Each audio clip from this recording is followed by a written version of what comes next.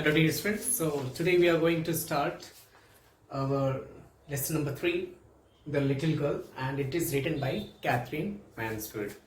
So we will come to know that what happened in this story, okay? So before you read, first point is given here. Do you feel you know your parents better now than when you were much younger? Perhaps you now understand the reasons for some of their actions that used to upset you earlier. Okay, it's a very understandable why, because you know what, when you were very young, like you were in class 6th, you were class 5th, so at that moment, means at that time, your parents were scolding you, your parents scolded you, but now you are in class 7th or you are class in 8, you are in class 9. Now you can understand. Now you can understand the reason. Now you can differentiate it also. The reason behind their scolding is why they scolded at that moment, and why this time they are not scolding too much as earlier they scolding too much. So here you can differentiate. So here being means if you are very younger means like a 10 years old person, like a 10 years old boy or girl, if you become 20 years old and you remind means you, if you just recall it, if you just rewind your 10 years old moment and 20 years means, if you differentiate between 10 years old and 20 years old moment, so you can find it. You could find it means what was the reason behind that, why the people means why the parents were scolding at that moment, and why this time they are not scolding to you. Okay, so in this story you will get to know that what happened, because this story about a little girl whose feelings for her father changed from fear to understanding will probably find an echo in every home. Yes, before that, she was very feared. She was scared about her father. That changed in what?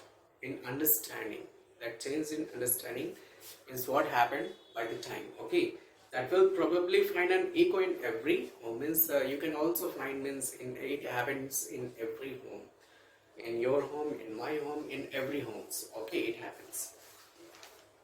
So let's start with the first paragraph. Okay. To the little girl, he was a figure to be feared and avoided. To the little girl.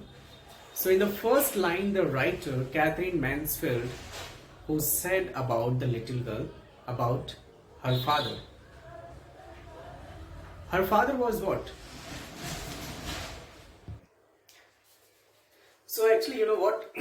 according to the author, her father was just like a fear person. Means he was just a figure of what? To fear that girl. Means she always fear about her father.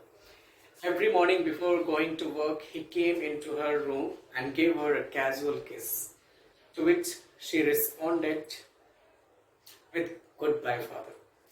And oh, there was a glad sense of relief when she heard the noise of the carriage growing fainter and fainter down the long road. See, it happens every morning, okay?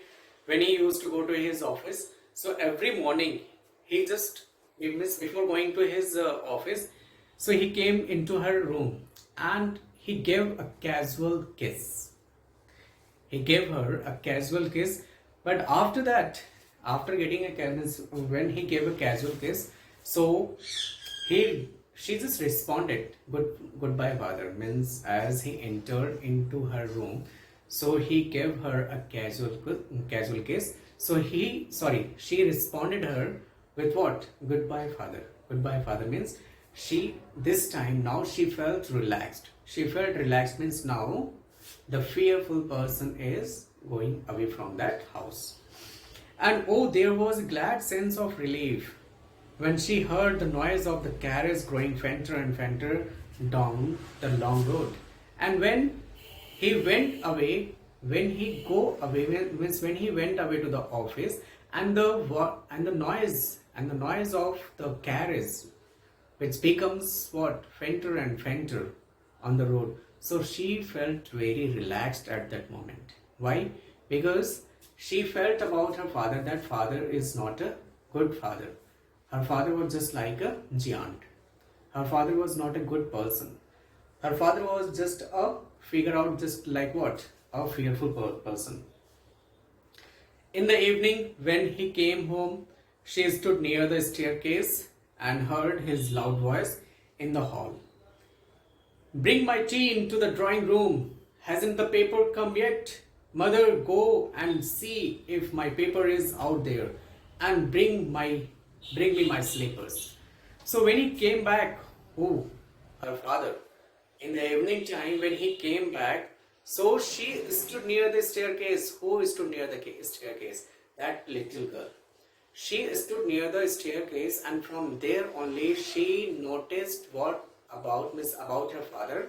About her father means what her father was asking and what her father was doing at that moment. She just stood near the staircase and she noticed that what her father was talking, means what her father was speaking.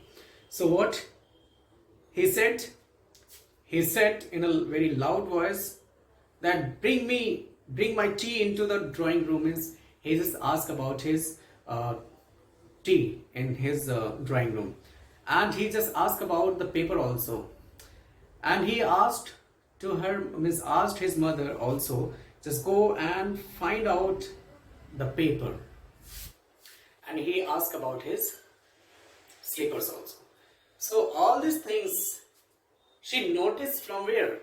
From the staircase where she stood, and from there only she noticed, and from there only she listened all that. Kezia. Kezia is her name, okay? The little girl's name is Kezia. Second paragraph. Kezia. Mother would call to her, if you are a good girl, you can come down and take off father's boots. And here, as she stood near the staircase, and her father was shouting to everyone, please give me this, give me that, all that things he was just shouting. So at that moment, her mother, Kezia's mother, her mother called her. Her mother called her and she said that if you are a good girl, so you should go to your father and you should what? You should take off your father's boots. Slowly the girl would slip down the stairs, more slowly still across the hall, and push open the drawing room door. As you know that she was very fear about her father. So very slowly means just like a one step, then second step, in a very slow motion, she just used to go to the drawing room, and she just slipped down the stairs, and then more slowly still across the hall, and then opened the drawing room. By that time, he had his spectacles on and looked at her over them in a way, and that was terrifying to the little girl. At that moment, when she was going towards to drawing room, so at that moment he just had on his he had spectacles on his nose, and he looked her in a very terrifying way, so that the little girl was very terrified because of his looking, how he was looking to her. Okay, well, Kezia, hurry up and pull off these boots and take them outside. Have you been a good girl today? So when he saw and when he looked her at her in a terrifying way, so he asked her, Kezia, okay, come, hurry up and just take out these boots and keep it there. And again he asked about her that, have you been a good girl today? So what she replied, I don't know, father. Means she spoke but not in a clear voice. Means stutter. Stutter means the voice is not clear. Okay, so you don't know. If you stutter like that, mother will have to take you to the doctor. So he also copied her. He also copied her, and he said to her, if you will speak like that, so definitely your mother will take you to the doctor for this. Okay. Now we'll see the third paragraph.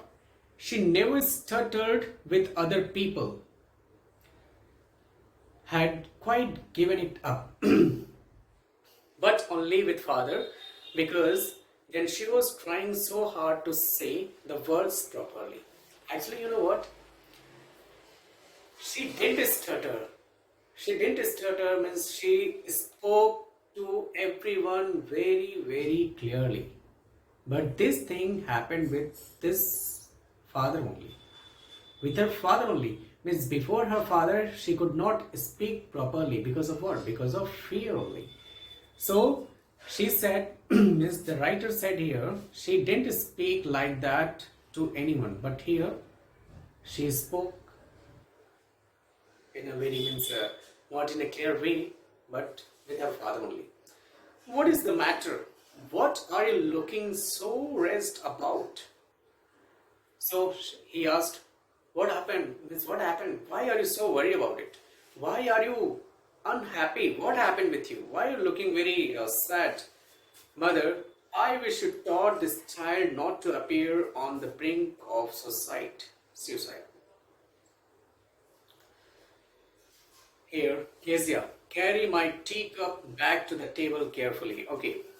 So he just asked to his mother, Mother, I wish you taught this child not to appear on the brink of suicide. Means I think, I wish means you have taught something to this child. You have taught something to this child means she should not behave like that she is going to commit to suicide.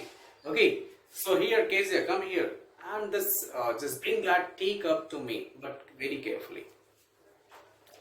He was so big, his hands and his neck, especially his mouth when he yawned.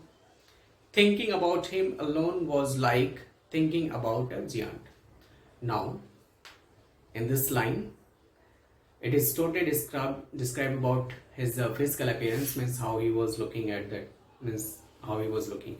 So he was looking very big. His hands and his neck, means everything was very big, according to her.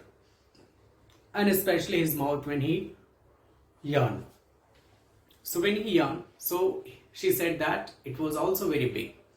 And when she think about him, so what she thought about him, that he was not a father, he was a giant. Next paragraph. On Sunday afternoons, grandmother sent her down to the drawing room to have a nice talk with father and mother. And what happened Sunday? Sunday is holiday, okay? So on Sunday, her grandmother sent her granddaughter, you should go and have a nice talk with your parents. So when she went there, so what happened that? But the little girl always found mother reading and father stressed out on the sofa, his handkerchief on his face, his feet on one of the best cushions, sleeping soundly and snoring. So, on Sunday, when her grandmother asked to her that you should go and have a nice talk with your parents, so when she went there, so what she found? She found that her mother was sitting and she's just reading newspapers, and her father is lying on a sofa and just keeping handkerchief on his face, and he stretched his legs and he just kept his legs on the cushions, on the best cushions. So when she went to have a nice talk with her parents, so she saw this scene. Means they both are busy in their work. Okay. She sat on a stool gravely, watched him until he woke and stressed and asked the time, then looked at her. So as you know that when she went there, so she found that her father was stretching his legs and sleeping soundly, snoring. So she just sat there she just sat on her stool, and she just gravely watched him. And until she watched when he woke up. And when he woke up, so he asked at that moment, what did he ask? He asked, "Don't stare so, Kezia, you look like a little brown owl." So when he woke up, so he spoke this thing that, "Don't stare like that, Kezia, you look like a brown owl." Owl, you can understand what is owl. One day, when she was kept indoors with a cold, her grandmother told her that father's birthday was next week and suggested she should make him a pin cushion for a gift out of a beautiful piece of yellow silk. So one day what happened? She was in the room. So her grandmother informed her. Her grandmother told her that next week your father's birthday is coming. Your father's birthday is coming, so you should do something. She suggested that you should make something, means you should make a pin cushion for your father, a beautiful piece of yellow silk. You can gift him, and when you will gift him, so definitely he will be happy with you. So her grandmother suggested her that you should make a beautiful pin cushion on the occasion of her father's birthday. So now paragraph number 5. Laboriously with a double cotton, the little girl stitched 3 sides. With laboriously means with a lot of effort or difficulty. And as you know that she was a very little child, so but also she did, means she had done a very strong, and she had done a very a lot of effort for that, and she prepared it. So 3 side, 1 2 3, this was open, okay.